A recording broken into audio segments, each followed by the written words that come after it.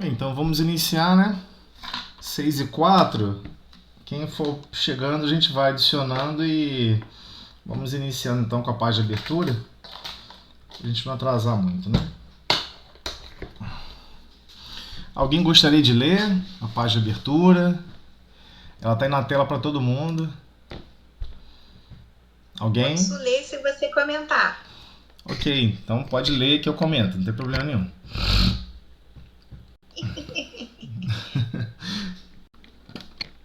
Vai lá. Pode começar? Sim, fica à vontade. É do livro Vinha de Luz, capítulo 60, editora FEB. Que fazeis de especial? Se saudardes unicamente os vossos irmãos, que fazeis de mais? Não fazem os publicanos também assim? Está em Mateus, capítulo 5, versículo 47.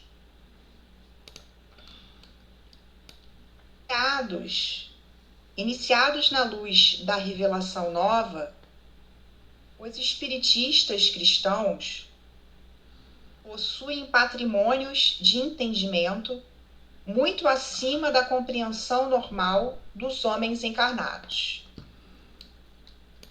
Em verdade, sabem que a vida prossegue vitoriosa além da morte, que se encontram na escola temporária da Terra, em favor da iluminação espiritual que lhes é necessária. Que o corpo carnal é simples vestimenta a desgastar-se cada dia. E desgostos do mundo são recursos educativos.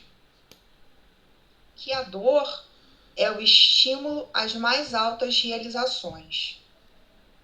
Que a nossa colheita futura se verificará de acordo com a sementeira de agora. Que a luz do Senhor clarear-nos-á os caminhos sempre que estivermos a serviço do bem. Que toda oportunidade de trabalho no presente é uma bênção dos poderes divinos. Que ninguém se acha na crosta do planeta em excursão de prazeres fáceis, mas sim em missão de aperfeiçoamento. Que a justiça não é uma ilusão e que a verdade surpreenderá toda a gente. Que a existência na esfera física é abençoada oficina de trabalho, resgate e redenção, e que os atos, palavras e pensamentos da criatura produzirão sempre os frutos que lhes dizem respeito, no campo infinito da vida. Efetivamente, sabemos tudo isto. Em face, pois, de tantos conhecimentos e informações dos planos mais altos a beneficiarem nossos círculos felizes de trabalho espiritual, é justo ouçamos a interrogação do Divino Mestre. Que fazeis mais que os outros? A mensagem em especial, ela está sendo direcionada especificamente para todos os espíritas, né? Todos que estão na luz dessa nova redenção. Então chega um momento que a gente vai ter que começar a se perguntar, né? E aí, o que eu estou fazendo? Nessa nova luz, essa revelação nova, que tão poucos hoje no planeta têm acesso. O que nós estamos fazendo diferente? Né? Como estamos cuidando, não fazendo diferente no sentido de alguém estar percebendo diferença na nossa conduta, não é simplesmente uma percepção externa, onde alguém vai observar, aplaudir ou então começar a adorar cada um de nós. Não é nesse sentido que a página está fazendo, não. É que fazeis de especial em termos de conduta, em termos de prática, em termos efetivos dos ensinos do Cristo. né? Alguns ficam com revolta com Deus, com relação ao futuro, com relação à história da vida, mas ele não observa o educandário de luz que todos nós temos no nosso dia a dia. Né? Todos nós, os espíritas, sabemos que a vida prossegue, a morte do corpo físico é simplesmente uma troca de uniforme, como o Chico gostava de falar, e ele falou com muita sabedoria, é uma troca de uniforme, né? É uma simples vestimenta, como se fosse um uniforme. Todos os trabalhos da terra, sem exceção, o ato de lavar um copo, o ato de varrer o chão, que obrigatoriamente a gravidade do planeta vai atrair os pós mais finos, ele vai se depositar no chão. Não importa quantas vezes você vai varrer, de novo vai precisar novamente varrer. Então todos os trabalhos, todos sem exceção, eles estão nos educando para alguma coisa. Os desgostos acima de tudo, porque os desgostos estão muito atrelados ao que a gente estima da vida. O que você está esperando da vida? Eu queria tanto. Para mim, o conceito de felicidade, todas as pessoas possuem um conceito de felicidade.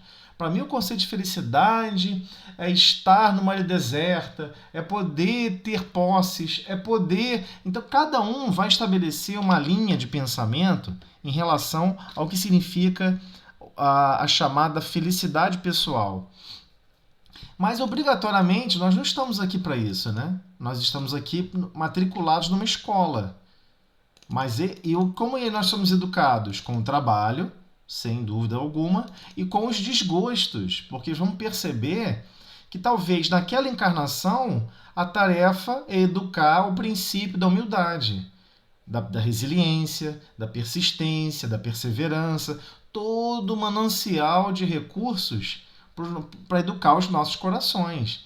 Então, não só os trabalhos como os desgostos do mundo são recursos educativos. A dor, em especial, é um estímulo às mais altas realizações. Por vezes, algumas pessoas estão acamadas e se perguntam: como posso eu colaborar com alguém? Como posso eu fazer caridade? Puxa vida, como que eu posso eu fazer bondade se eu estou numa cama, entrevado? Mas você tem o recurso da prece. Talvez a prece de um acamado seja uma prece muito mais pura, muito mais profunda, muito mais sentida do que todos aqueles que estão com a saúde em dia. Porque há ali uma necessidade e, acima de tudo, uma coerência de valores de identificação com relação à vida futura. Nada mais da vida presente aquela pessoa se alimenta mais. Então há um conceito ali mais profundo, não especificamente de fé, mas há um conceito muito mais ali profundo em termos de esperança, de apoio, de subsídios para a vida pensante, que se desdobra em todos os momentos. Então, que a nossa colheita futura se verificará de acordo com a sementeira de agora.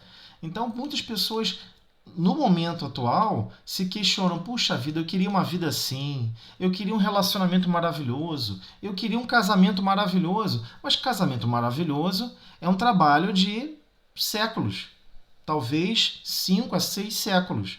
Você não desenvolve um casamento maravilhoso, um relacionamento maravilhoso com 3 tapinhas, buquê de flores, cartinhas maravilhosas e sem tolerância, sem paciência, sem afabilidade, sem doçura.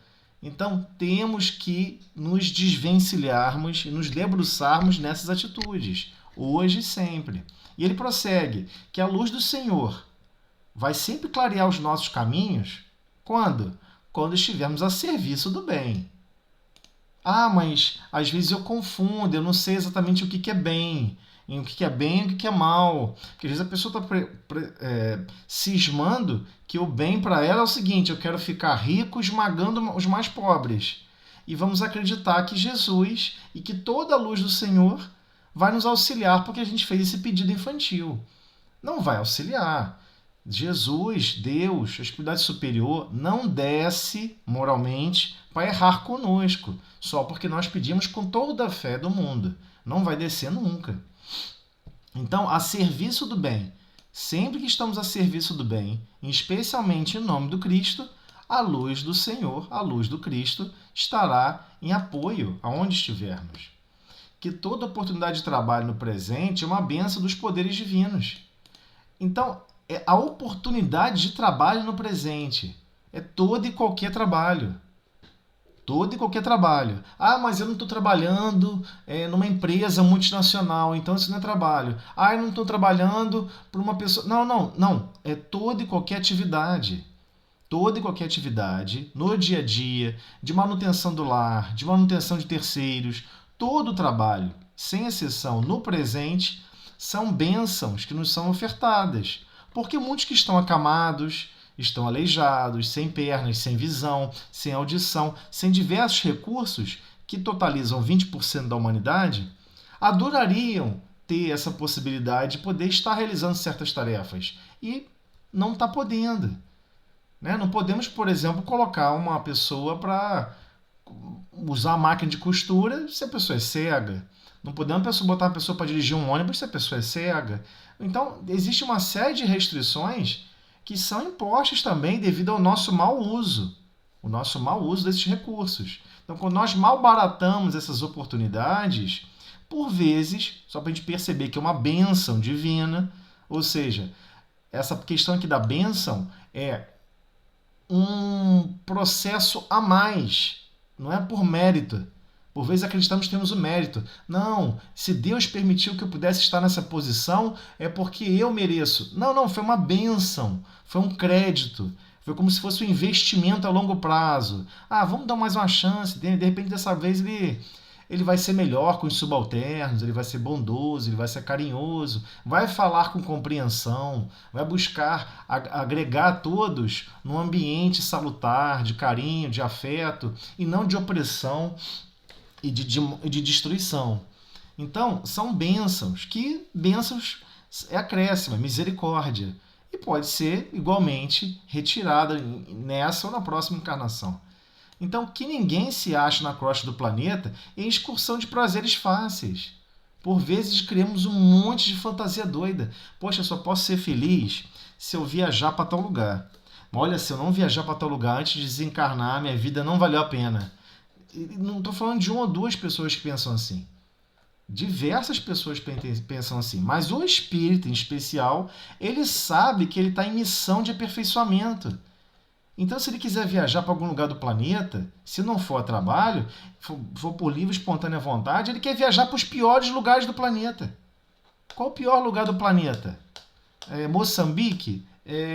Azerbaijão? Ele quer ir para lá para ser uma fonte de amparo, de amor, de socorro, de prosperidade para quem ele for conviver por lá. Por um curto espaço de tempo, médio ou longo. Que a justiça não é uma ilusão e que a verdade surpreenderá toda a gente. A justiça de Deus é perfeita, porque Deus é perfeito. Então, quanto mais temos a consciência absoluta sobre os caracteres de Deus e confiamos realmente em Deus, e essa confiança é uma questão de convivência, é convivermos com as adversidades do mundo. Em diversas situações, vamos construindo a fé. A fé não é algo que você simplesmente se convence de uma hora para outra. É se convencer quando um carro te atropela, você se quebra todo e você tem certeza lá no chão, ensanguentado, pensando: se Deus assim permitiu, é o melhor para mim. Eu não posso nunca maldizer do Pai em nenhuma circunstância. Ele sabe o que é melhor para mim, mais do que eu tenho consciência. Então, é essa questão. Você tem certeza absoluta que a justiça de Deus está operando continuamente ao meu derredor e na minha estrada. É nesse sentido que ele está falando. E ele continua que a existência na esfera física é abençoada oficina de trabalho, como ele já comentou lá em cima, resgate, como ele comentou anteriormente, em termos de justiça, e redenção. Ou seja, nos libertarmos de nós mesmos, e que os atos, palavras e pensamentos da criatura produzirão sempre os frutos que todos nós demandamos, que nos dizem respeito no campo infinito da vida. Então, como que nós observamos com relação a essa pergunta que ele faz com relação, não fazem os publicanos também assim? Por que está querendo dizer isso? Porque algumas pessoas falam o seguinte: eu passo por uma pessoa, dou bom dia, dou boa tarde, eu tento ser o mais educado. Mas os publicanos, as pessoas de má vida, aqui na Terra a gente poderia enumerar de outras maneiras, mas vamos manter o nome publicanos, eram pessoas que não tinham uma ligação com a religião mosaica, não seguia regras nenhuma, e o pior, vivia na algazarra e nas farras do mundo. Assim observados os publicanos, eram pessoas de má vida, classificados como pessoas de má vida. Então, como que são os atos, as palavras e os pensamentos? Mas principalmente atos e palavras. Podemos mascarar, fingir com atos de pseudo-bondade, palavras doces, mas por dentro é um fel, está numa angústia terrível, em opressão, em devaneios, e igualmente os pensamentos, que aí esses aqui ferrou. Os pensamentos são conhecidos.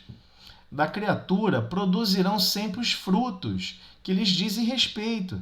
Então, nosso futuro, daqui a 2 semanas, daqui a 1 mês ou daqui a 10 encarnações, é fruto do que nós estamos construindo hoje, com nossos atos, com as nossas palavras e pensamentos. Então, especificamente, o que a pergunta final vai estar em torno é o que estamos fazendo com nossos atos, palavras e pensamentos. Sabendo que estamos matriculados numa grande oficina abençoada, que é uma oficina de trabalho, de resgate e de redenção. Então ele prossegue. Efetivamente, sabemos tudo isso. A página é bem pesada. Ele está dizendo, todos nós espíritas não temos como falar, mas eu não sabia. Poxa, mas eu estava distraído. Eu estava no mundo, mas eu não tinha percebido. Não temos como falar isso. E ele prossegue, em face, pois, de tantos conhecimentos e informações dos planos mais altos, e isso é ofertado o tempo todo por nomes conhecidos como Emmanuel, Irmão X, enfim, diversos irmãos colaboradores que estão ligados a planos superiores, que beneficiam nossos círculos o tempo todo, círculos felizes de trabalho espiritual, é justo ouçamos a interrogação do Divino Mestre. Que fazeis mais que os outros? Então, botemos questionamentos para a gente pensar. Estás mais benevolente, mais indulgente e perdoa mais do que todos à sua volta? A gente está conseguindo alcançar esse ponto? A gente se preocupa isso no dia a dia? Ou a gente se preocupa maquinalmente em fazer as tarefas do dia, deitar e falar, ufa, até que enfim encerrou o dia e eu acabei com minhas tarefas braçais? Ou a gente se preocupa em realmente, peraí, eu fui mais benevolente? Eu fui mais indulgente hoje do que ontem? Eu perdoei mais vezes? E não estou nem preocupado em ter uma escala à nossa volta, mas à nossa volta estamos nós mesmos. Esse à sua volta tem um problema grave.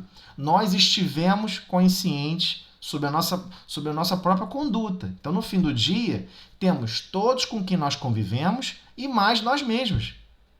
Esse é o problema. Então, no dia seguinte, nós precisamos ser melhores do que fomos ontem. Então, ele prossegue. No caso aqui, não é nem o texto mais, né? Isso aqui é comentário nosso aqui para a gente meditar. Ama e serve sem murmurar, ou seja, sem queixas, apenas agradecendo e pedindo mais e mais trabalho, né? Porque a gente tem um problema para resolver, um problema às vezes de convivência, um problema às vezes de relacionamento. Ama e serve. E você deixa claro, esse trabalho que eu estou executando, essa tarefa, estou tentando desempenhar com a maior capacidade de amor possível e servir essa pessoa da melhor maneira possível. E, por favor, se tiver algo mais, eu quero assumir a responsabilidade e resolver. Estás sempre convicto ou convicta de que Deus escolhe sempre o melhor meio e caminho para nos aprimorarmos no agora? Porque, por vezes, a gente fica se questionando. Será que é isso mesmo? Poxa, eu nasci com fulano. Ou então, puxa vida, eu tenho que conviver com Beltrano ou Ciclana. Eu não me dou bem com essa pessoa. Essa pessoa é meio deprimente na minha convivência.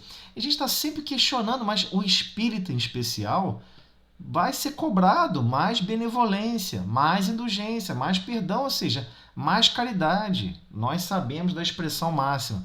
Fora da caridade não há salvação. Salvação do quê? De ir para céu e inferno? Não, a gente sabe que não tem céu nem inferno. Então o espírita não tem esse medo.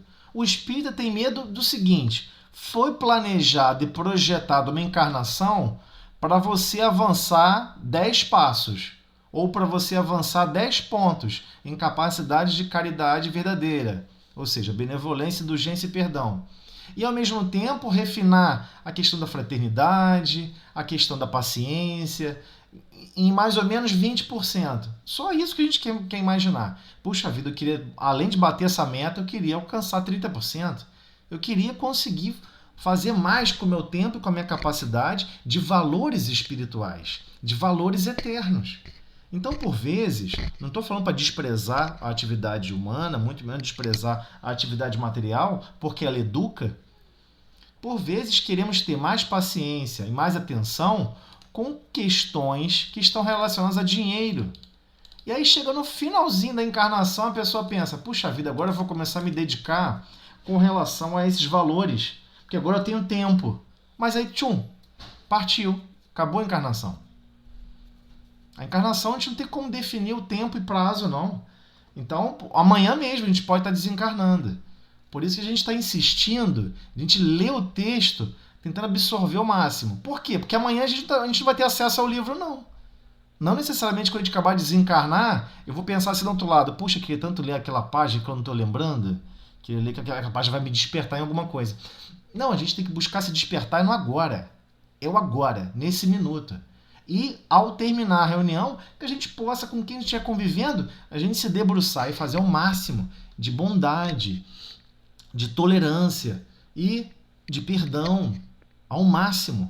E construirmos valores eternos de sentimento, de brandura, de afabilidade, de doçura, que são os resultados naturais da benevolência. Só que isso só vai ocorrer quando nós nos preocuparmos.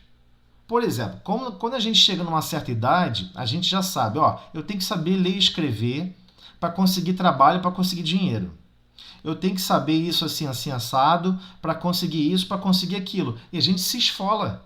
Se tiver que ficar sem dormir, a gente fica. Se tiver que varar a noite estudando, a gente fica. Ué, mas se os valores limitados da Terra, a gente se esfola tanto, por que nós não estamos valorizando e nos esforçando mais nessas questões, né? Nessas questões que são eternas, que ecoam no nosso mundo íntimo para sempre. Vamos deixar o corpo físico e vamos continuar necessitando desses valores. Então nós sabemos de todas essas verdades que foi listada. E no final a pergunta fica, e o que a gente está fazendo de especial com o nosso tempo? Porque evoluímos de diversas maneiras. Só que no corpo físico a gente é testado com recursos de paciência.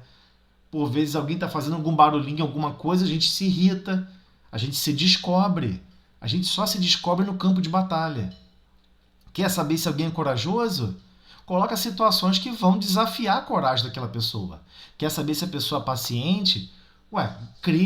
Deus vai criar mecanismos para testar e evidenciar a nossa paciência.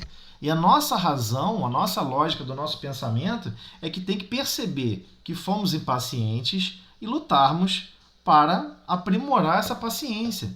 Então, quando nós oramos a Deus, temos sempre que pedir forças. Senhor, que eu tenha forças no engajamento consciente dos valores que eu quero hoje, que eu tenho certeza que eu quero hoje. E que eu tenho que ajudar todo mundo que está nessa jornada ao meu lado. Todos que estão ao meu lado não são simplesmente copartícipes da minha vida. São filhos do Pai, são obras de Deus. E nós não podemos aborrecer a obra de Deus, não faz sentido. Então temos que buscar fazer o possível a compreender o quanto que isso vai impactar em nossas vidas. Todos esses itens são itens fundamentais. O que nós estamos fazendo de especial, de diferente, de pessoas que inclusive são ateus, são pessoas que não têm religião nenhuma, que inclusive se designam ateu, que nem sequer acreditam ou confiam em Deus. Agora, se essa pessoa tem uma vida muito similar à nossa, eu estou falando de vida íntima, não de vida aparente material. Estamos falando de vida íntima. A vida íntima nossa, do nosso mundo íntimo, se desdobrando em bondade, em carinho, em paciência, resignação. Alguém fala uma reclamação, você tem um elogio.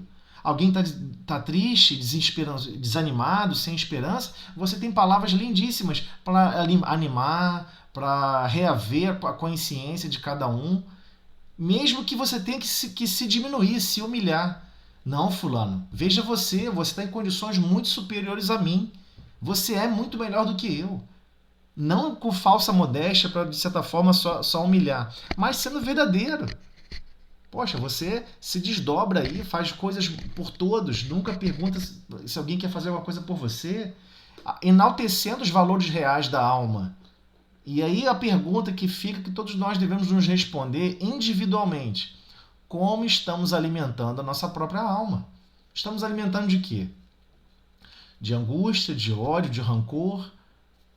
Porque no final, quando nos for questionado o que nós estamos fazendo no nosso dia a dia, uns com os outros, seremos questionados com relação, nossa consciência vai solicitar essa resposta, seremos questionados de nós mesmos o que temos realmente desempenhado segundo os patrimônios do Espiritismo, que a página deixa claro que é essa luz da revelação nova.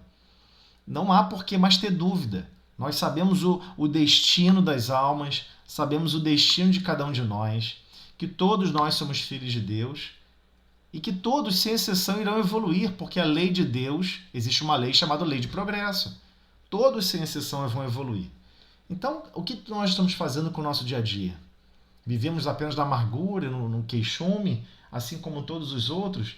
Ou somos pessoas que estamos nos desvencilhando desses valores e assimilando outros valores, né? Por condutas diferentes?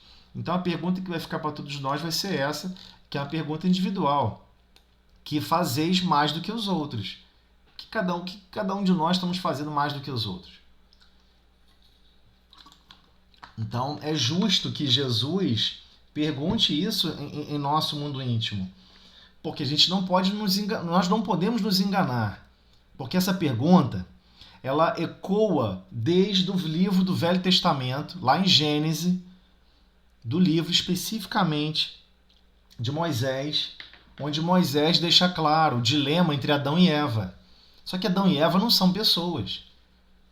O Espiritismo tenta dar uma visão espiritual àquelas descrições, que possivelmente são egípcias, não são nem de Moisés, muito menos do povo hebreu. Mas enfim, o que ele está dizendo de Adão e Eva? A razão está sendo iludida o tempo todo pela emoção. Nosso campo emocional, não é homem e mulher um enganando o outro, não. Isso é uma visão materialista nossa, né? Aquela expressão é uma expressão espiritual profunda. Ele está dizendo que cada um de nós, cada ser, possui esse dilema entre o campo da razão e o campo da emoção. Por exemplo, sabemos de todas essas verdades aqui. Somos mentes informadas. Só que transformar o nosso mundo interior para esses valores, para educar as virtudes que todos nós queremos, vamos passar por situações emocionais. Vão ter situações que vão tirar a nossa paz. E como vamos reagir? Com raiva, com ódio e com violência? Então, quando agimos assim, nós deixamos o lado Eva de cada um de nós tomar a dianteira das nossas ações em troca da razão. A razão vai embora. Não, mas eu quero ser igual Cristo. Mas qualquer coisinha que muda o curso do que você acha que é certo para o seu destino, o que nós fazemos? Do nosso destino, o que nós fazemos? Nós simplesmente explodimos em cólera, em raiva, em zangação e todos os tipos de complicações que surgem. Então, não estamos conseguindo vencer o campo das emoções. Temos que perceber que nós somos vulneráveis ao campo das emoções, que esses sentimentos que ainda estão enraizados em nós são graves e que a gente tem que, no momento certo, parar, fazer prece, pedir ajuda, buscar um reequilíbrio com a prece para ter uma conduta diferente. Porque só a razão em termos de compreender uma informação e aceitar que ela é verdade é insuficiente. Então, estamos falando de tradições que têm mais de 4.000 anos. Não é só... O livro de Gênesis é bem antigo. Não tem uma data específica, mas certamente é bem antigo. Ou seja, esse dilema, ele perpassa por todos nós. E temos que ter consciência. O trabalho é ali. É nesse campo. Porque o que a gente vai acabar fazendo em termos de ações e palavras, por enquanto, temos que ter consciência, são governadas pelos nossos sentimentos sem controle. Nossos sentimentos arredios, psicóticos, doentios, ainda um amor adoecido, ainda uma paciência adoecida, e temos que entender que esse mecanismo todo é que controla a nossa vida. E a gente não quer mais isso. Não, eu não quero mais ofender. Eu posso ser ofendido, eu perdoo, mas eu não quero mais ofender. Eu só quero elogiar e ser bondade o tempo todo. Ué, se é uma métrica de consciência, de lógica, tá, basta agora fazer o pior trabalho, que é lutar contra os sentimentos totalmente psicóticos que ainda temos dentro de nós. Todos nós temos, sem exceção. Não podemos nos enganar com relação a isso. Ninguém pode se aventurar e falar, eu já tenho o máximo de paciência. Não podemos fazer isso. Ah, eu tenho o máximo de brandura. Será? Está preparado para provas mais específicas? E temos que entender, o planeta chama-se provas e expiações. Ué, por que provas? Ué, só tem provas quem precisa se provar em alguma coisa. Não é assim que funciona? Você quer, de repente, andar de bicicleta. Você quer falar, não, eu quero provar que eu sei andar de bicicleta. Daqui a pouco alguém fala, você consegue andar a linha perfeita? Consigo. Aí a pessoa bota a madeirinha de 3 polegadas, né? De 60, 70 milímetros, 7 centímetros. Ué, anda em cima dessa ripa aqui, ué. Não, mas anda a 3 metros de altura, em cima dessa madeirinha, sem cair. As provas vão se tornando cada vez mais sofisticadas, mais complexas. E Deus coordena esses planejamentos. Deus sabe profundamente. Não, vou dar essa parcelinha aqui para testar, para ela se provar que ela já consegue perdoar. Para se provar que ele já consegue ser mais bondoso, mesmo nesse cenário totalmente sem conjuntura do que ele acredita que é lógica de alegria. E por aí vai. Esse é o grande dilema. Essa página é uma crítica profunda para o espírita. Profunda. Todos nós temos acesso a informações super privilegiadas. E está na hora de despertarmos todos nós. Temos que mudar nossa conduta. No dia a dia, com terceiros, com estranhos, com qualquer um que chegar perto de nós. Cada terceiro, cada coração que a gente conhece é um trabalho, é uma obra de Deus das mais complexas. Podemos lembrar lá do Velho Testamento, numa comparação simples de esforço. Basicamente, quando Deus queria que fizesse luz, ele falou, haja luz. Mas quando foi para criar o princípio inteligente, ele teve que soprar durante muito tempo. Quem consegue soprar aqui durante 10 minutos? Ininterruptos, ninguém consegue. Então foi feito um esforço ainda maior para que fosse possível desenvolver o princípio inteligente, que é o que somos todos nós. Então essa criação demandou muito mais esforço de Deus. Então, mas é esforço de Deus, é obra divina, de esforço máximo, mas é cada um de nós. Cada um de nós. Não é especificamente somente a nós, né? Bem, vamos fazer a nossa prece então, que a hora já avançou bastante. Eu vou fazer a prece inicial e a gente prossegue. Senhor Jesus, Mestre de infinita misericórdia, agradecemos, Senhor, todas as possibilidades que estamos recebendo, todo acesso a informações tão privilegiadas e nos prostramos, Senhor, diante de Ti, como pecadores, equivocados, que ainda damos vazão às nossas emoções, de um turbilhão de sentimentos desconcertantes, que no final nos arrependemos nas consequências finais das nossas condutas, das nossas palavras. Dai-nos força, Senhor, para trabalharmos esse mundo interior, para transformarmos com o trabalho, com a luta diária, nos esforçando ao máximo em benefício de todos, em simplesmente termos uma capacidade de nos esforçarmos cada vez mais, em sermos mais tolerantes uns com os outros, com o defeito de cada um, aprendermos a perdoar e executarmos esse perdão no dia a dia, em diferentes situações, em diversas modalidades. Dai-nos força, Senhor. Sabemos que de nós mesmos podemos muito pouco, mas pedimos, Senhor, as suas inspirações de amor, de paz e de carinho a nos auxiliar à nossa libertação de nós mesmos. Damos por iniciada dessa maneira a reunião do estudo do Livro dos Médiuns da noite de hoje. Na paz e na harmonia. Que assim seja. Bem, vamos lá, né? Deixa eu fechar aqui.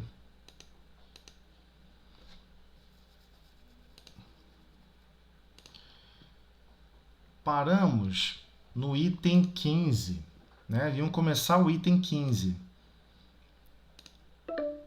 Calma aí, deixa eu botar aqui a tela. Uma janela.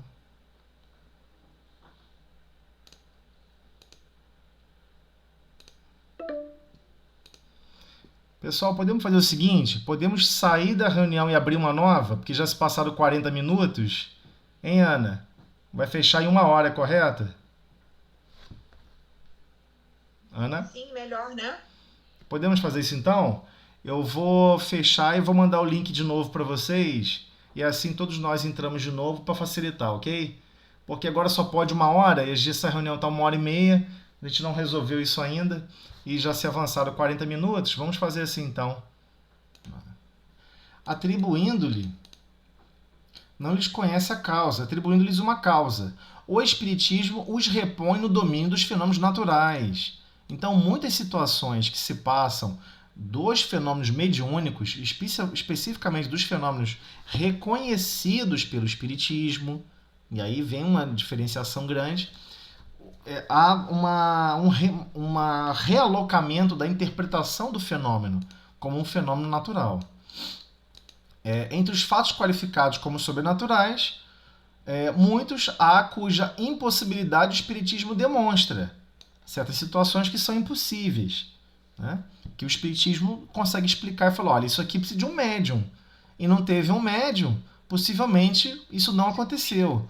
Ou seja, não é qualquer fato que o Espiritismo se debruça a investigar e fugir das tradições da interpretação espírita. Quinto, se bem reconheça um fundo de verdade em muitas crenças populares, o Espiritismo de modo algum dá sua solidariedade a todas as histórias fantásticas. Então o Espiritismo também, ou seja, todos que são espíritas, que são estudiosos do Espiritismo, que compreendem essa ciência, essa filosofia e essa religião, e fica bem claro e patente, nem tudo dá para se explicar pelo Espiritismo, porque por vezes realmente foi algo que foi inventado ou mal interpretado. Então, algo imaginado, né? Julgar do Espiritismo pelos fatos que ele não admite é uma prova de ignorância. Isso fica claro, Kardec bateu nesse ponto várias vezes nesse capítulo. A explicação dos fatos que o Espiritismo admite, de suas causas e consequências morais, forma toda uma ciência e toda uma filosofia. Como repetimos isso várias vezes. Só vamos conseguir abarcar e assimilar tudo isso, depreender em profundidade, com um estudo sério, perseverante e aprofundado. Então vamos estudar isso aqui por décadas. E tem grupos de estudos que se realizam fora do corpo físico, durante o sono, de assuntos mais avançados, mais pontuais e mais avançados. Porque o assunto é complexo, demanda o quê? Uma seriedade, uma perseverança e um aprofundamento. E o oitavo, o Espiritismo não pode considerar crítico, ou seja, aquela pessoa que simplesmente não teve paciência e perseverança de um observador consciencioso, né, atencioso, em compreender os fenômenos espíritas. Por que Kardec está batendo tão firme nisso? Para dar essa consciência, esse valor, essa identidade para o espírita. Aquele que realmente se debruçou e absorveu esse conhecimento. Porque durante a mesa mediúnica, especificamente para o médium, a grande maioria que se comunica não compreende os fenômenos. Não compreende nem que está falando através de um médium. Não compreende nem como se processa o pensamento. Então, tudo que nós vamos trabalhar e tratar no Livro dos Médiuns é sobre o princípio e características da alma. Recursos mediumanímicos. Mediúnico com animismo. Onde animismo é característica individual da alma que já alcançou certos valores. Consegue ver manifestações com facilidade, não necessariamente tendo intercâmbio. Não necessariamente teve intercâmbio de informações. Então não dá para chamar mediúnico. Mas é um fenômeno, às vezes, anímico. E isso é diferenciado. E o que acontece? Todas essas características são fundamentais para dar base para o médium, ou seja, todos nós sem exceção, ok? Eu vou pedir ajuda, se tiver pergunta, eu estou olhando literalmente 3 telas aqui ao mesmo tempo, então eu vou pedir ajuda, quem tiver, a Sandra, enfim, outras pessoas mais puderem me ajudar, se surgir perguntas no chat, eu não consigo fisicamente clicar aqui no chat e ler as perguntas, eu fico bem enrolado aqui, ok? Pode deixar. Então, quem quiser fazer pergunta anônima aqui, a gente, enfim, utiliza esse mecanismo. E se a gente não conseguir responder a tempo, não tem problema. A pergunta pode ser respondida no grupo do WhatsApp, que é para esse objetivo, né? Então, iniciando agora esse novo item 15. Item 15. Ele vai tratar especificamente dessa concepção do que as pessoas gostam de chamar de milagre. Nossa, fulano se curou, isso é um milagre. Nossa, aconteceu isso insensado, é um milagre. Ele vem tratar disso para poder o espírita, aquele que está se aprofundando nesse conhecimento, que conhece em profundidade a ciência do espiritismo, ele não vai usar essa palavra de uma forma imprópria, especificamente imprópria, vamos entender por quê. Item 15. Pronunciamos há pouco a palavra milagre. Uma ligeira observação sobre isso não virá fora de propósito, neste capítulo que trata do maravilhoso. Então não é fora de propósito tratar dessa concepção, que é uma concepção muito individual, né? O que nós percebemos hoje em dia com o século XXI é isso, nós estamos particularizando até o idioma. Você chega para uma pessoa, o que é justiça? A pessoa vai dizer uma coisa. O que é indulgência? Cada um vai dizer uma coisa. Mas essas palavras têm que ter um conceito bem detalhado. Kardec sofreu muito com isso. Por exemplo, a palavra alma a gente usa para tudo. A alma da viga, a alma da mesa, a alma para dizer que é a parte central, a porção central ou a principal. Então, cada local nós vamos observar que há uma diversidade de uso da palavra. O mesmo acontece com a palavra milagre. Então é nisso que ele está querendo nos auxiliar a compreender em profundidade nessa situação. Então vamos lá. Na sua acepção, ou seja, na sua interpretação primitiva da palavra milagre, e pela sua etimologia, que é a ciência que se dedica com o estudo da origem das palavras, né? Fonte etimológica, tem um dicionário etimológico, só para a gente ter consciência disso, que tenta ajudar a entender o radical, da onde vem a origem daquele radical, daquela palavra. Quem se debruça nisso é a ciência que se debruça da parte de etimologia. Então, voltando à frase. Na sua interpretação primitiva e pela sua etimologia, sua origem, o termo milagre significa coisa extraordinária, coisa admirável de se ver. Admirável de se ver. Mas, como tantas outras, essa palavra se afastou do seu sentido originário e hoje, por milagre, se entende, segundo a academia, um ato do poder divino. Olha que incrível. Antigamente, a palavra milagre era o quê? Alguma coisa extraordinária e coisa admirável de se ver. Então, por exemplo, alguém está vendo o Circo de Solé e está vendo lá a pessoa fazer uma acrobacia incrível, né? Algo extraordinário e admirável de se ver. Então, no passado, chamava-se que aquele movimento, toda aquela postura, aquela elasticidade, enfim, aquele ato, aqueles movimentos complexos, chamava-se de milagre. É incrível como que se afastou. E hoje, como é que ficou a palavra milagre, o uso desse vocábulo? Ficou um ato, considerado como um ato do poder divino. Então, contrário às leis comuns da natureza. Especialmente contrário às leis comuns da natureza. Ok? Então, tal com efeito e sua acepção, ou seja, sua interpretação usual, e apenas por comparação e por metáfora, que é uma figura de linguagem, né? Por exemplo, nervos de aço é uma metáfora. A gente sabe que nervos não tem aço. Então, quando alguém usa essa expressão nervos de aço, é uma metáfora. Voltando para a frase.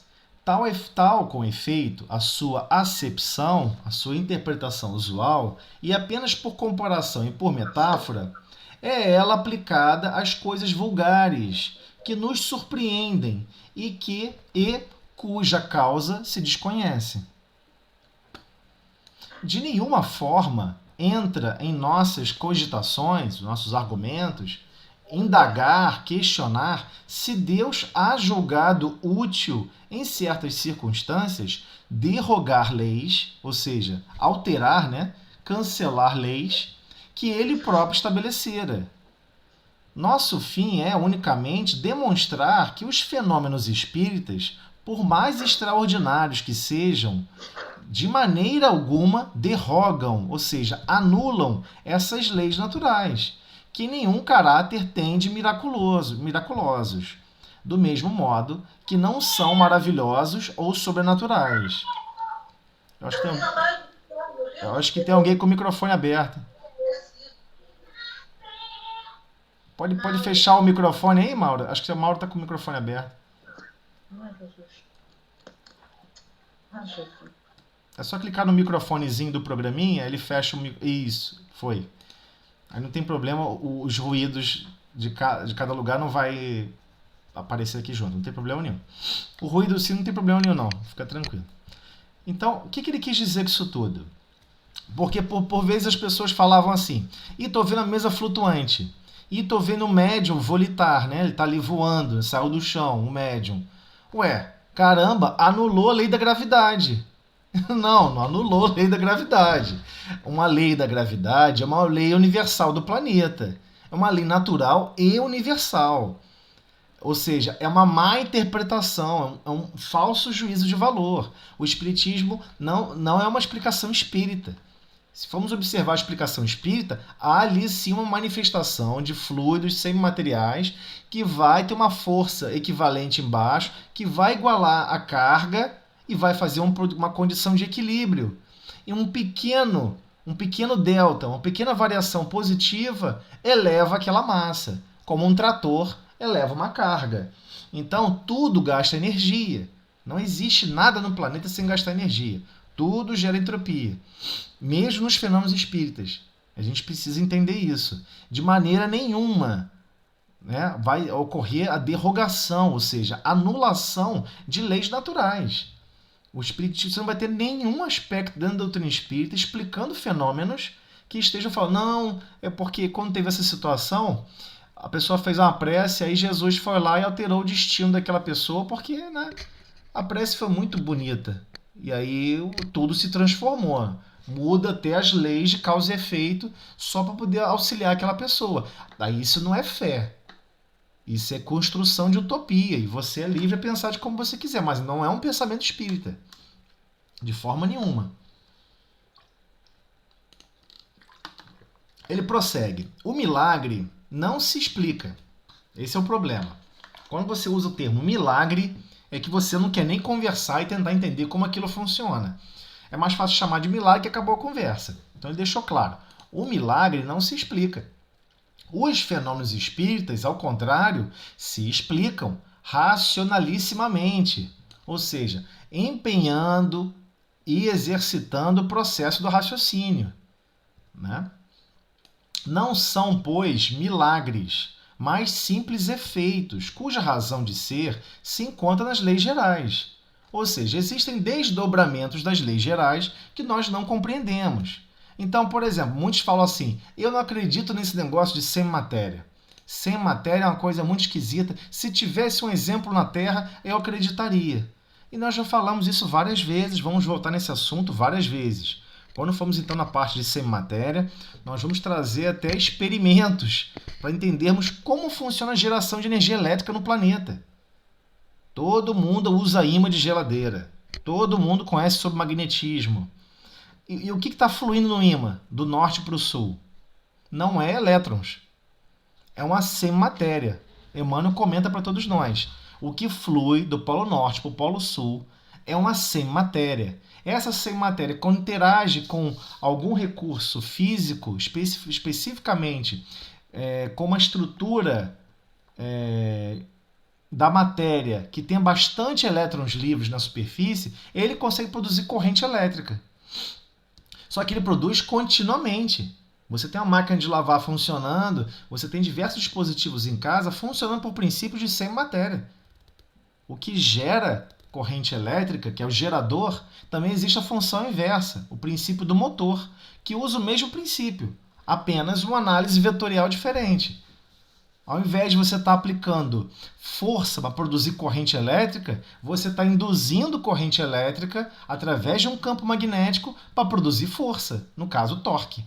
É assim que a gente opera. Máquina de lavar, máquina de costura, todos os motores elétricos utilizam semimatéria, que é o campo magnético. Sem esse campo magnético fluindo, essa coisa que flui no meio, não teríamos condições de ter nada disso funcionando. Então, o Espiritismo explica os fenômenos a partir desses princípios. Ok? Então, continuando. O milagre apresenta ainda outro caráter, o de ser insólito, ou seja, raro, inédito e isolado. Ora, desde que um fato se reproduz, por assim dizer, para a vontade, né? E por diversas pessoas, não pode ser um milagre. Que é o caso de como Kardec se baseou para compreender os fenômenos. Na hora de jogar os fenômenos, ele não queria ver um fenômeno acontecendo só com um médium. Nunca. Kardec sempre procurava mais de um médium. Se ele tinha uma dúvida, ia fazer a pergunta de uma dúvida e aguardava a comunicação, ele mandava essa pergunta para 6 médiums em 6 países diferentes. Ele falava 6 idiomas. Mandava por carta, né? Por carta. Então ele sabia que essas pessoas estavam separadas. Não tinha como, não daria tempo de chegar a carta para ele, a resposta, e eles se comunicarem entre si. Então ele conseguiria perceber a comunicabilidade dos espíritos individualmente por diferentes médiuns. E, claro, se viesse destoando uma dessas mensagens, não poderia ser uma mensagem correta ou digna de análise. Então,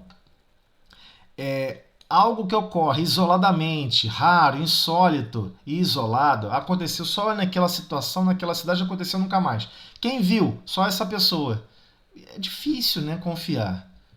Então, ora, desde que um fato se reproduz, ou seja, ele consegue ver a reprodução daquele fenômeno com as mesmas características, as mesmas bases de lógicas, em diferentes médiums, em diferentes circunstâncias e situações, então ele está se reproduzindo, né? O fenômeno é reprodutível.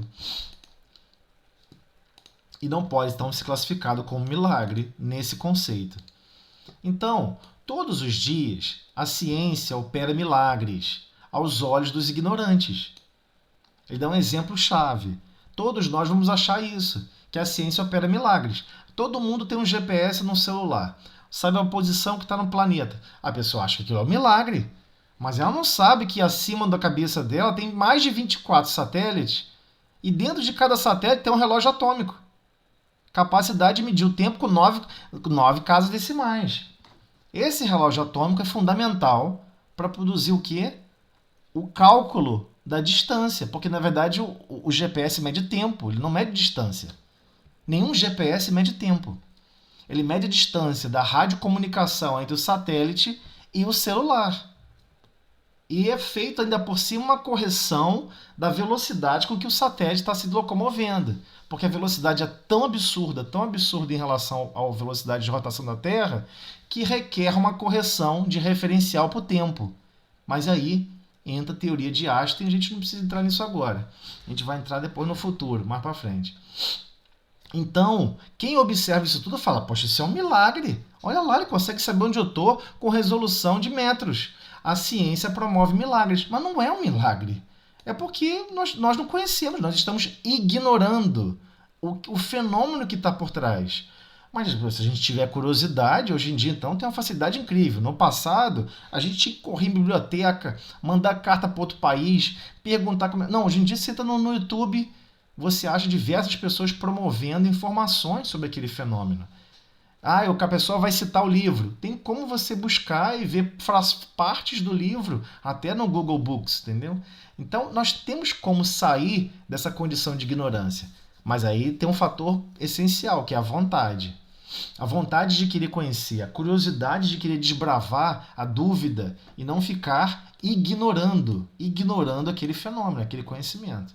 Então, ele tá sendo, usando uma expressão bem clássica. Ué, se for assim, todos os dias a ciência opera milagres. E não é verdade. Não é milagre, é conhecimento se dilatando em recursos para todos. Então, por isso é que, outrora, os que sabiam mais do que o vulgo, ou seja, o povão, passavam por feiticeiros.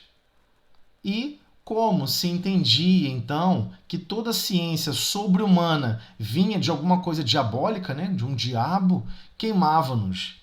Queimavam todas as pessoas que eram ligadas à ciência. A pessoa, por exemplo, chegou assim do nada, deu um elixir para alguém, manipulou várias ervas, porque a pessoa conhecia o princípio ativo das ervas, e a pessoa ficou curada e ninguém ficava curado. Alguém avisava isso para o padre local.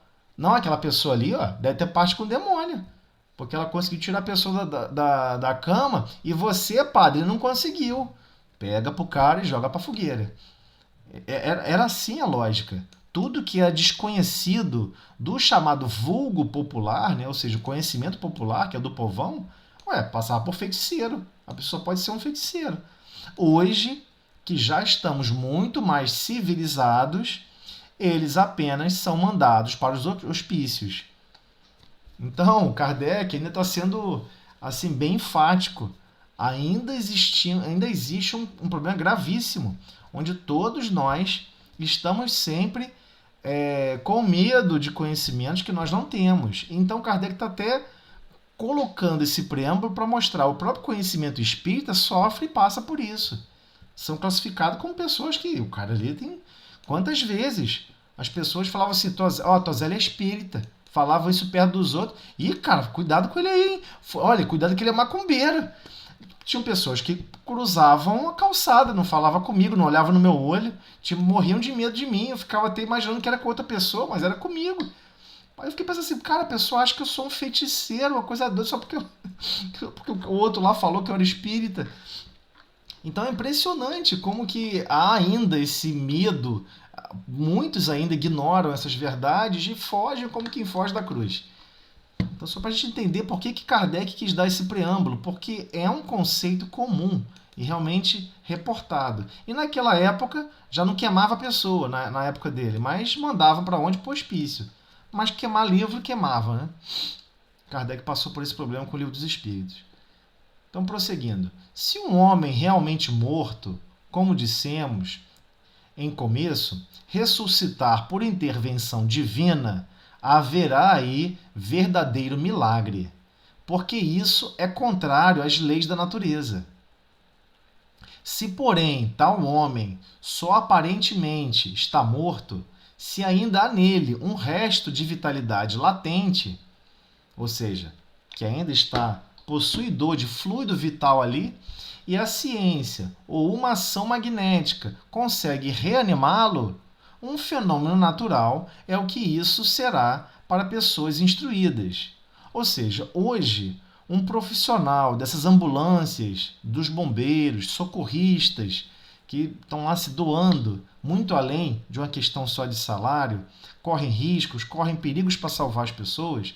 Se nós voltássemos 3, 4, 5 séculos atrás e observasse a pessoa dando aquele choque, fazendo reanimação, e de repente a pessoa volta à vida, o coração volta a bater, nossa, era um feiticeiro, era alguém que nunca viram acontecer aquilo. Mas hoje nós compreendemos, a ciência já compreende que é possível tirar, às vezes, as pessoas de uma condição limite entre a vida e a morte, limite da parte física, é claro.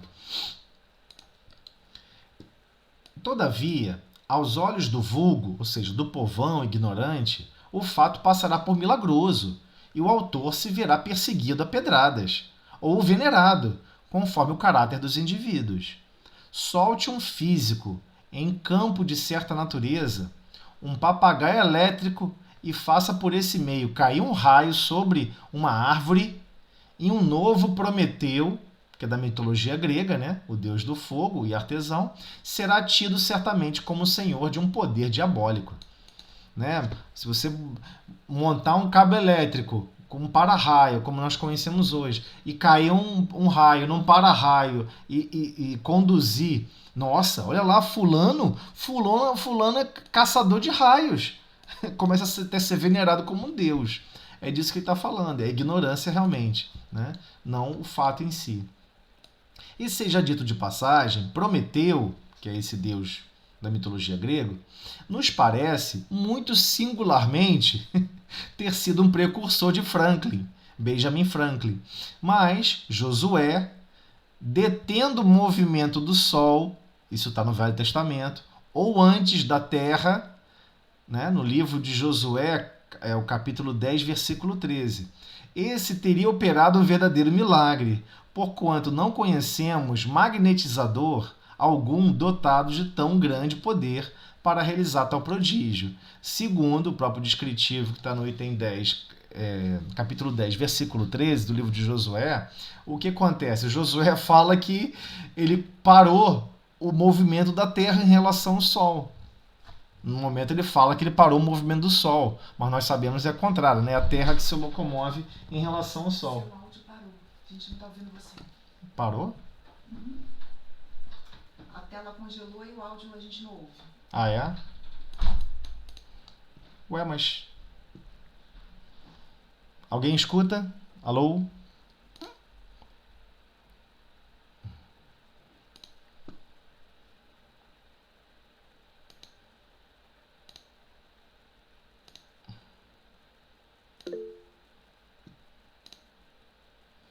Vamos tentar ver o que está acontecendo.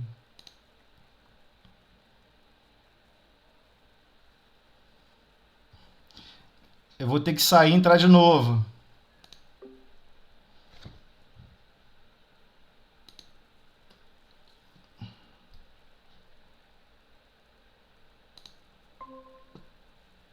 Me escutam? Me escutam? Oi? Me escutam? Não? Sim, agora sim. Ah, escuta? Sim.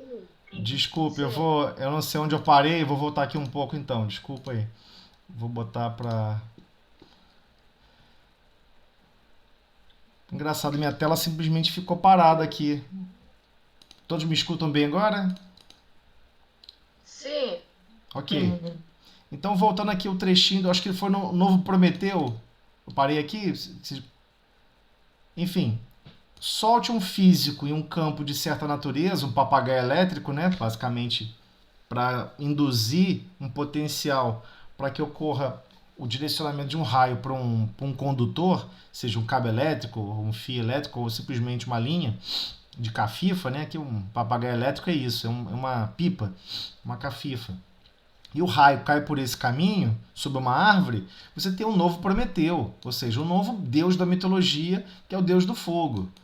Eu lembro quando eu era criança, as pessoas falavam assim para mim, olha, já viu aquele raio, às vezes cai raio lá no interior, que eles chamavam de raio machadinha.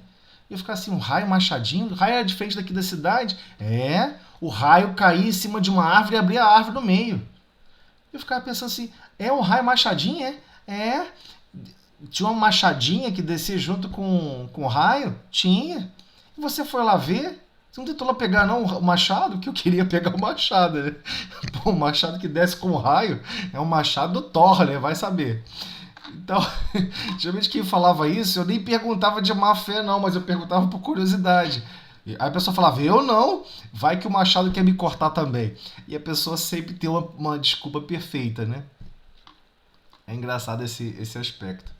Então, essa característica de sempre ficar impressionado por não tentar compreender o fenômeno é um pouco da nossa natureza. Então, esse que ele comenta, o novo Prometeu, é nesse sentido, que será tido certamente como senhor de um poder diabólico, quem pudesse conduzir um raio, né, elétrico. E seja dito de passagem, Prometeu nos parece muito singularmente, ou seja, com uma certa característica, parecido, né, como precursor do Benjamin Franklin, né? Benjamin Franklin, que desempenhou esse papel dizendo que ele descobriu a eletricidade pelo raio, né? Observando por uma pipa. Então, aí ele começa, Josué detendo o movimento do Sol, ou antes da Terra, que está no Velho Testamento, no livro de Josué, capítulo 10, versículo 13, esse teria operado o verdadeiro milagre. E aí Kardec prossegue: porquanto não conhecemos magnetizador, alguém que teria capacidade, alguma dotado de tão grande poder para realizar tal prodígio. Imagina, separar o movimento da Terra. É algo desproporcional a qualquer um. E seria realmente um verdadeiro milagre, porque é algo totalmente desastroso. Imagina. Mas no livro de Josué existe essa descrição.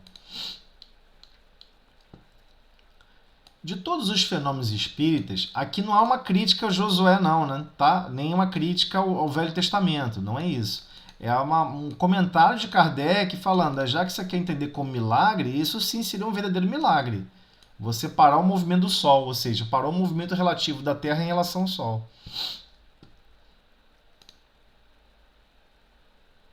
Então, aí ele continua. De todos os fenômenos espíritas, um dos mais extraordinários é, incontestavelmente, o da escrita direta. Eu acho que alguém até fez uma pergunta aqui eu vi que pipocou alguma mensagem aqui. Moisés, quando abriu o Mar Vermelho, não foi um milagre? Então, a descrição do Mar Vermelho, de abrir o Mar Vermelho, se a gente buscar lá, começar a estudar um pouquinho sobre a parte geográfica daquele local, o local onde eles estavam e onde seria o largo com maior mar, nem sequer fazia sentido onde estava o assentamento, ou seja, onde estavam realmente residindo o povo hebreu em relação aos egípcios. Por quê? Os egípcios gostavam de deixar tudo gravado, né? Tudo descrito. E há uma descrição dentro dos artefatos lá egípcios, mostrando o local e mais ou menos a região que foi solicitada para o cultivo, para o plantio do povo hebreu, que quando foi buscar esse recurso, e não era especificamente, né, nessa grande região, era uma porção menor. Só que ocorre um fenômeno naquele local. Existe um fenômeno que ocorre ali anualmente, uma vez por ano, ocorre uma alteração do leito desse rio, e é incrível, porque essa alteração ocorre durante alguns minutos, no máximo uma hora, onde totalmente o leito do rio vai a zero. Eu digo rio porque é de fácil travessia. Então, fica mais evidente que tenha sido isso do que alguém alterar o princípio físico e ocorrer o fenômeno. Então, classificar como sendo um fenômeno mediúnico, qual é o problema? Que é a segunda pergunta. Você vai ter que entender quem é esse magnetizador, quem é que tem essa capacidade de realizar esse tipo de feito. Né? Não seria um qualquer. E outra coisa, temos que entender que são toneladas e toneladas de água. Não é 3 gotinhas, não. Não é levantar um corpo físico, fazer uma mesa girar. É muita energia que se gasta. Então teria que ser algo realmente extraordinário. Então o Espiritismo ele não diz que não ocorreu. Ele só não tem como atestar, porque nunca viu nada de similar proporção ocorrer. Então o que parece ser uma questão mais sensata é que Moisés tenha se aproximado exatamente no minuto exato, chegar com todo o povo naquele período, naquele momento. E isso, para mim, sinceramente, é uma orientação por inspiração divina. Eu acredito muito mais como inspiração divina, porque para a pessoa estar ali naquele momento e todos passarem, quando o rio baixasse durante 1 hora e fosse impossível outros, né? Mas como a descrição foi muito aumentada com os anos, não se sabe até onde o texto realmente ficou isento de pessoas aumentando o processo, né? Mas, cientificamente falando, existe essa explicação, porque realmente ocorre esse fenômeno nessa região. E nesse local que ocorre, faz mais sentido com o local do assentamento. Então, Moisés não foi lá, bateu o cajado, como está em todos os desenhos animados, em todos os filmes, e o mar se abriu. Todos perceberam que quando Moisés falou, vamos seguir por aqui porque nós vamos conseguir atravessar. E todos perceberam, como? Tem um leito aqui gigante. Vamos conseguir atravessar, confia em mim. E quando chegou lá, realmente não tinha água nenhuma. O que você achar? Pô, fulano né? Fez alguma coisa aí que a água foi embora. Mas eu considero muito mais que foi uma inspiração divina para estar naquele local, naquele minuto em que ocorre aquele fenômeno naturalmente. Esse é o raciocínio que a gente busca trilhar com os recursos do Espiritismo. Porque senão vamos sempre acreditar no chamado milagre. E é isso que Kardec vem trabalhando com a gente aqui nesse capítulo. O espírita, compreendendo os fenômenos espíritas, ele consegue compreender que existe um certo limite. Nunca se ouve nada dessa proporção. Então, possivelmente, alguma coisa há de ter uma interpretação errada, né? Mas prosseguindo. Kardec, do fenômeno espírita que todos nós estamos em contato e que ele teve contato várias vezes, repetidamente. Nunca mais observamos ninguém abrir mar. Ué, se Moisés abre mar com tanta facilidade, por que ele deu aquela volta toda no deserto depois, entendeu? É muito estranho, se a gente botar para rastrear a história, especificamente de Moisés, no mapa, né? Eu digo no mapa. As localizações foram muito difusas nas explicações com o tempo. Hoje em dia essa é a mais sensata, é a mais próxima de uma realidade. Então, Kardec continua especificamente dos fenômenos que Kardec observou várias vezes. Esse é o diferencial. De todos os fenômenos espíritas, um dos mais extraordinários é incontestavelmente, ou seja, sem sombra de dúvida, o da escrita direta. E um dos que demonstram de modo mais patente, de forma mais clara, a ação de inteligências ocultas. Não tem como você dizer, foi influência do médium. O médium diz que foi um pensamento de terceiros e de repente não foi. A escrita direta não tem como, né? Mas, das circunstâncias de ser esse fenômeno produzido por seres ocultos, não se segue que seja mais miraculoso do que qualquer dos outros fenômenos devido a agentes invisíveis. Porque esses seres ocultos que povoam os espaços são uma das potências da natureza, potências cuja ação é incessante, assim sobre o mundo material, como sobre o mundo moral. Então ele deixa claro, o Espiritismo compreende que mesmo pela escrita direta, as ideias ali tratadas vêm de inteligências, mas são inteligências que não são tratadas como miraculosas, muito pelo contrário. Prosseguindo. Esclarecendo-nos com relação a essa potência, o Espiritismo nos dá a explicação de uma imensidade de coisas inexplicadas e inexplicáveis por qualquer outro meio, e que, à falta de toda explicação, passaram por prodígios nos tempos antigos, prodígios de prodigioso, de algo extraordinário. Então, do mesmo modo que o magnetismo, que a gente conhece hoje, ele nos revela uma lei.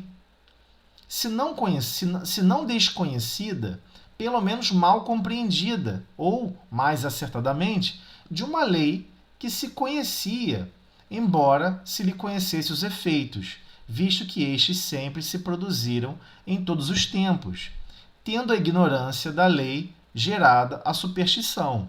Então, por exemplo, alguém chega numa mesa fina, com um imã debaixo da mesa e arrasta um talher. Nossa, o cara está fazendo um fenômeno incrível. E mesmo se ele mostrar que através de um imã, quem não conhece o princípio do magnetismo, quer saber que pedra é essa, que coisa é essa incrível que atrai objetos metálicos, né? Fica um clima de superstição. E como é que você vai chegar a pessoa que nunca estudou sobre magnetismo e falar, não, isso aqui é magnetismo? Ele induz, ele muda os polos atômicos dentro daquele material e essa orientação faz ser atraído pelo Polo Norte e não pelo Polo Sul, ou pelo Polo Sul, não pelo Polo Norte. Fica difícil de explicar para a pessoa, porque vai cair no âmbito da superstição, vai criar um fenômeno incrível. Nossa, essa pedra, então, talvez se eu esfregar em mim, vai mudar a minha pele, vai mudar a minha aparência, e começa as loucuras, né? A criatividade humana vai longe. Então ele continua. Conhecida ela, ou seja, o princípio, a lógica por trás, desaparece o maravilhoso e os fenômenos entram na ordem das coisas naturais. É muito interessante isso. Quando você conhece o princípio, passa a ser natural. Eis porque fazendo que uma mesa se mova ou que os mortos escrevam, os espíritas não operam maior milagre do que opera o médico, que restituiu a vida a um moribundo, ou o físico, que faz cair o raio. Aquele que se pretendesse, por meio desta ciência, realizar milagres, seria ignorante do assunto ou embusteiro, enganador. Então, ele está deixando claro, inclusive para o público-alvo que está estudando a obra, o Livro dos Médiuns. Se você está estudando o Livro dos Médiuns, achando que você vai se tornar um milagreiro, achando que você vai se tornar um magnetizador, achando que você vai potencializar as suas capacidades mediúnicas só porque lê um livro, temos que compreender que estamos totalmente enganados. Não é esse o objetivo da obra. Muito pelo contrário. Ela vai explicar diversos fenômenos e o potencial mediúnico que cada um tem, ele foi planejado antes de reencarnarmos. Ele não surge com o estudo da obra. Ok? Eu não sei se a gente consegue avançar para o item 16. Alguém tem alguma pergunta? Porque o avançar da hora eu acho que não vai nos permitir. Queria tentar fechar São mais 2 itens grandes para fechar o capítulo. Podemos deixar os dois últimos itens para a próxima. Alguém quer perguntar alguma coisa? Quer falar alguma coisa? Ou eu posso avançar para o próximo item? Fica a critério de vocês aí. José, Sim. eu então fui enganada por Uri Geller. Você não é desse tempo, eu sou. Quem é Uri Geller? Um magnetizador que foi na televisão, eu era assim, pequeno. Sim. Ele envergava o garfo, mexia os talheres. Sim. Ai, que raiva! Não, mas olha só, Kardec vai falar várias vezes que uma das coisas que mais dificultou o espiritismo foi o número de pessoas, inclusive médios, né, que marcavam. Até hoje tem esse hábito. Por exemplo, vai fazer uma reunião pública, aí tem alguém que consegue pintar quadros de Picasso, de Renoir. Aí marca a reunião com hora marcada e diz: haverá pintura de acordo com o espírito Renoir. Eu fico pensando, se o cara não aparecer. É verdade. Picasso tem mais o que fazer. Vamos supor, eu não posso mais pintar quadro, eu tenho uma tarefa para fazer. Ou então, de repente, já reencarnou. Ele não está mais disponível.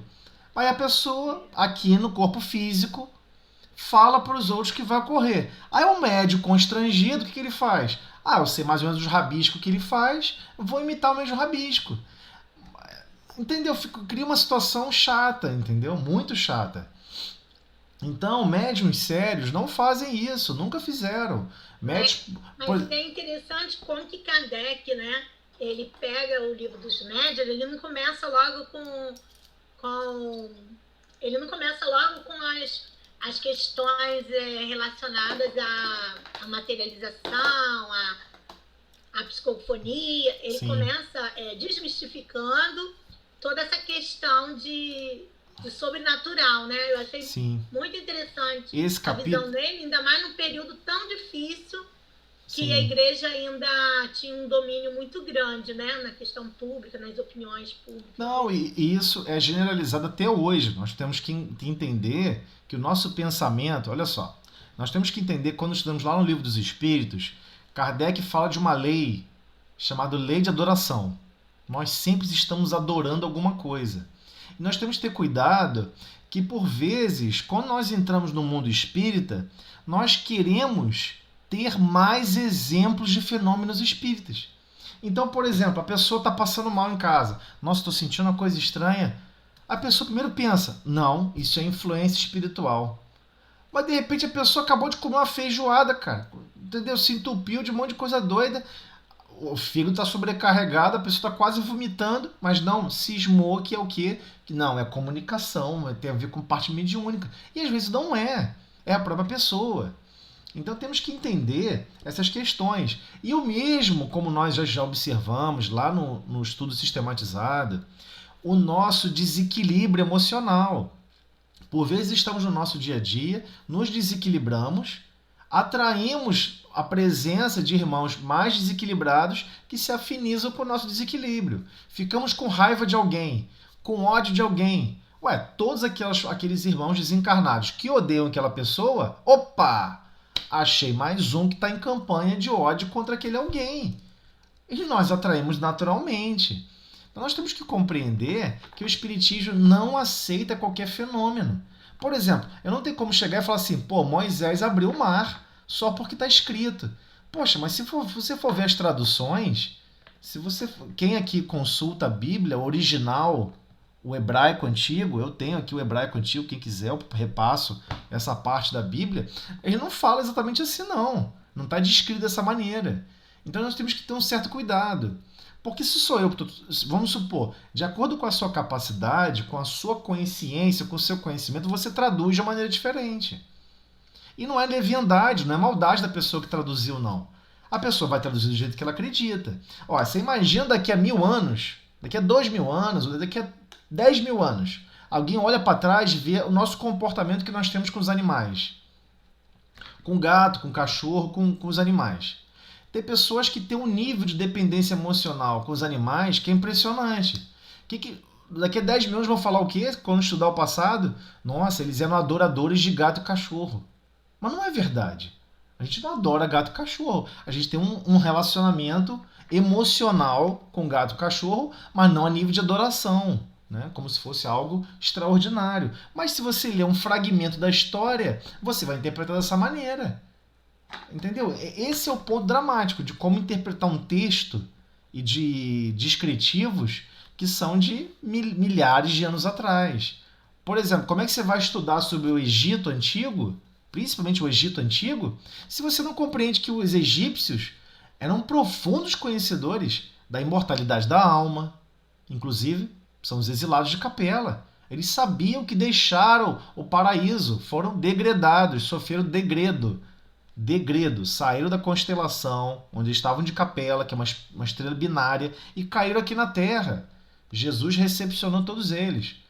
Então, não foram só os egípcios, né? O povo hindu, né? O povo hindu, o povo hebreu, os egípcios e os chamados cientificistas, né? Que estão espalhados hoje por todos ainda estão por aqui espalhados pelo orbe, que se negam ao máximo de ter uma vida de transformação moral, vivem mais o cientificismo, que é a chamada, essa raça adâmica, né?